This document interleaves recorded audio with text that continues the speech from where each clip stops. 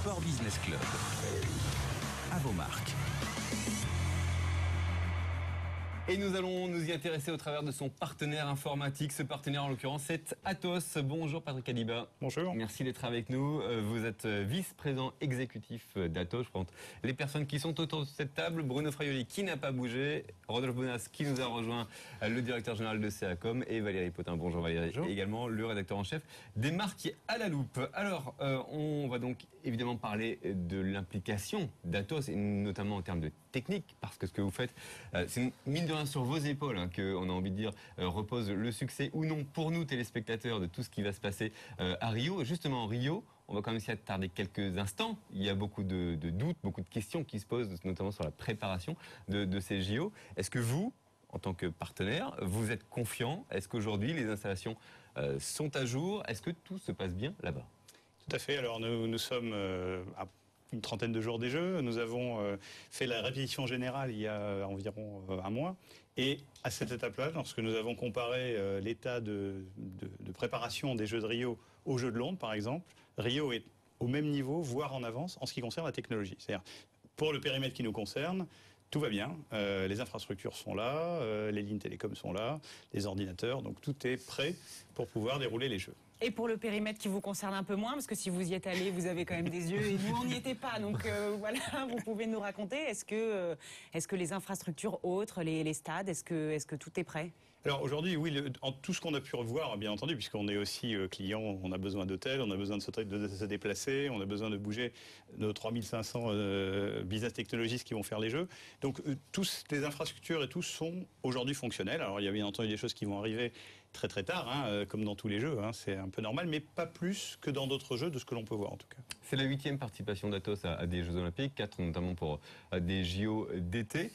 Qu'est-ce que c'est exactement être partenaire informatique des Jeux Olympiques? Alors, en fait, qu'est-ce que ça veut dire? Nous sommes l'intégrateur, c'est-à-dire qu'en fait, tout ce qui est technologique dans les Jeux, que ce soit les ordinateurs, les imprimantes, les systèmes de réseau, ça va de l'infrastructure jusqu'aux applications, c'est nous qui le faisons. Donc il y a plus de 10 000 ordinateurs, plus de 1000 équipements de réseau.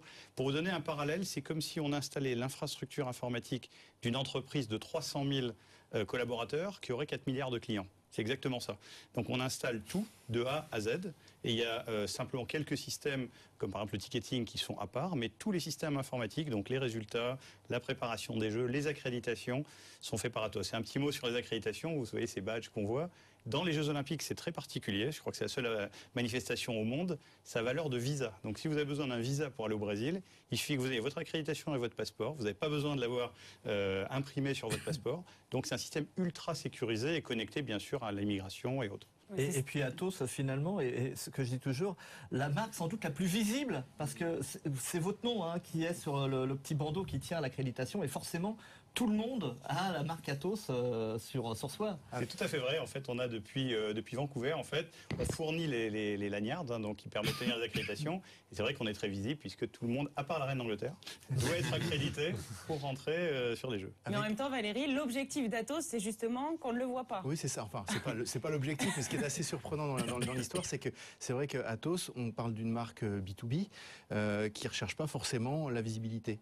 Si on parle d'Atos, c'est qu'il y a eu un problème quelque part, quoi. Si tout se passe bien, a priori, on parlera pas de vous. Voilà, ça peut être ça. Donc du coup, c'est vrai que, comme le disait le monsieur tout à l'heure, les Jeux Olympiques, c'est un événement, c'est tous les 4 ans le plus grand événement mondial, ça on l'a assez dit. Donc c'est vrai que c'est la plus belle vitrine qu'on puisse avoir pour un opérateur, pour une entreprise comme Atos. Elle est visible sur ces petites bandes, elle est visible comme Omega. Ce sont les deux seules marques qui sont visibles vraiment dans les enceintes sportives. C'est vrai que l'essentiel pour Atos finalement, c'est pas tant d'être vu que de pouvoir montrer à ses invités, de pouvoir montrer à ses invités qui sont des clients potentiels ou des clients acquis, de leur montrer son savoir-faire.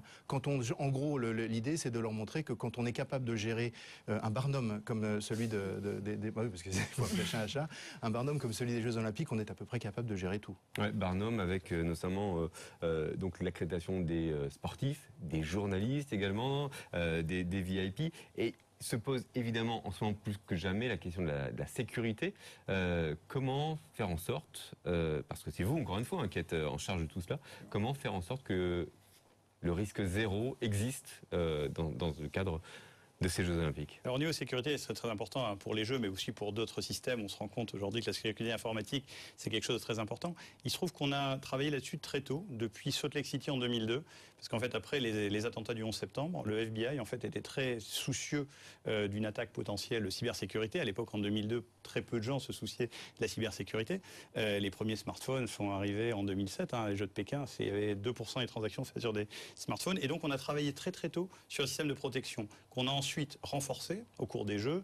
Athènes, Pékin, bien sûr, Sochi, Londres, etc. Et donc, on a mis au point un des systèmes les plus sophistiqués au monde en termes de supervision de sécurité pour être capable de détecter tout type de comportement anormal. Donc, on ne va pas forcément savoir d'où vient l'attaque, qu'est-ce qui a été fait. Alors, pour vous donner juste un ordre de grandeur, Londres, 17 jours, environ 300 millions d'événements sur le système de sécurité. 300 millions d'événements, 200 par seconde. Un événement, en gros, c'est un truc qui se passe mal. Voilà, c'est quelque chose qui se passe mal et qui pourrait potentiellement avoir un impact sur une compétition ou même arrêter les Jeux. Donc 300 millions, ça fait 200 événements par seconde. Donc toutes les secondes, il se passe 200 choses qu'on doit traiter, analyser, etc. Prendre des décisions. Attaque informatique, c'est... Il y a de tout. Ça peut être une attaque, ça peut être quelqu'un qui a fait une fausse manip, ça peut être un journaliste au centre de presse qui déconnecte un ordinateur pour connecter simplement pour lire ses mails. Mais nous, on ne sait pas s'il va injecter un virus ou lire ses mails. Donc ça peut tout type, comme on ne sait pas ce que c'est. Dès qu'on voit un comportement anormal, alors ça, je vous donne des exemples plus évidents, mais il y a des événements plus compliqués en termes de flux d'infos. Par exemple, si on voit du trafic sur un système de résultats à 3 heures du matin, c'est pas normal qu'il y ait qu'un ordinateur qui gère des résultats à 3 heures du matin, il se passe rien. Donc, on détecte ces comportements, on les arrête, on les traite et on informe la sécurité physique, parce qu'il y a un lien entre la sécurité informatique et la sécurité physique. Donc, le risque zéro n'existe pas, mais il faut donner les chiffres. 300 millions. 420 événements de ces 300 millions qui auraient pu avoir un effet grave et 20 qui auraient pu arrêter les Jeux. Et il ne s'est rien passé. Quel est l'enjeu finalement? Parce que ce sont finalement que des résultats sportifs.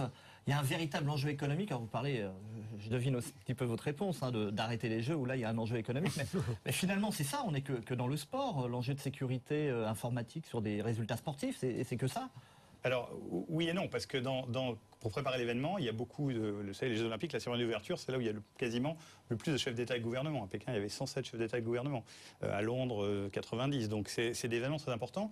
Et toutes les personnes sont accréditées, donc on doit les gérer, on a des données très confidentielles, on a beaucoup de données qui sont au-delà de la donnée sportive et qu'il faut bien sûr protéger. On ne veut pas que certaines personnes puissent savoir que telle équipe va se déplacer à telle heure. Donc il y a beaucoup de données qui sont extrêmement sensibles pour quelqu'un qui voudrait avoir des mauvaises intentions. Donc au-delà du sport, on est obligé de gérer des données très sensibles et donc de les protéger de tout type. On ne veut pas, par exemple, que vous ayez vos données personnelles pour que vous êtes accrédité, que n'importe qui puisse y accéder, les changer.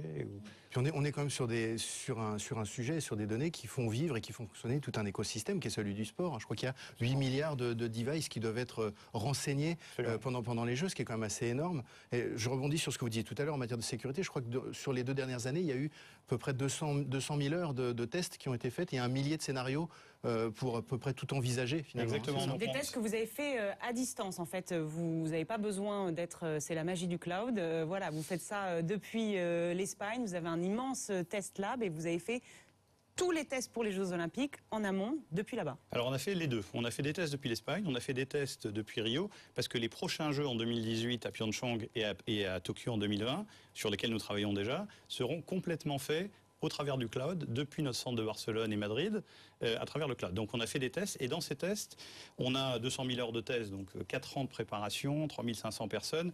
Mais le point le plus important, on fait ce qu'on appelle un technical rehearsal pour voir le niveau de préparation. C'est ce que je vous disais pour dire comment on mesure.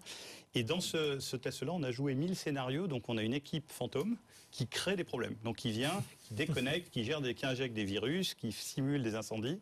Et cette équipe-là, on a joué 1000 scénarios dans l'espace d'une semaine, donc ce qui est énorme, et qui nous permet de voir si tout est prêt. Valérie, ce que nous dit Patrick Adiba, c'est qu'en fait, les JO, c'est également une source d'émulation en interne pour Atos. Alors c'est un projet énorme, c'est à peu près 3500 collaborateurs, c'est ça qui travaillent sur ce projet, donc c'est quand même pas rien.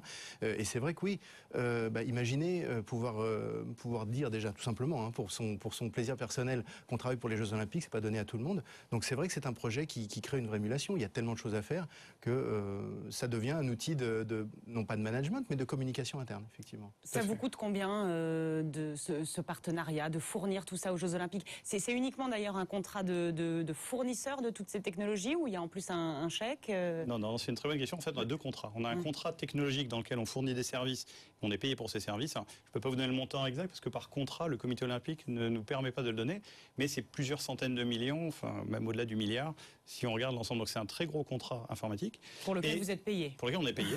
Et ensuite, on achète des droits marketing qui nous permettent de montrer à nos clients, par exemple, on peut amener des clients au centre de contrôle de la technologie, où même des membres du comité olympique ne peuvent pas accéder, qui c'est un centre extrêmement sécurisé, et on montre à nos clients ce qu'on fait. Donc par rapport aux retombées des jeux, c'est un accélérateur de business. On montre à un client d'une banque ou d'une administration qu'est-ce qu'on est capable de faire, et on est instantanément crédible pour le faire pour ce client-là. Donc c'est ça l'avantage économique. Nous, on a un contrat également avec Rodolphe Bonas, instantanément crédible également, qui chaque semaine nous propose un sport totalement improbable.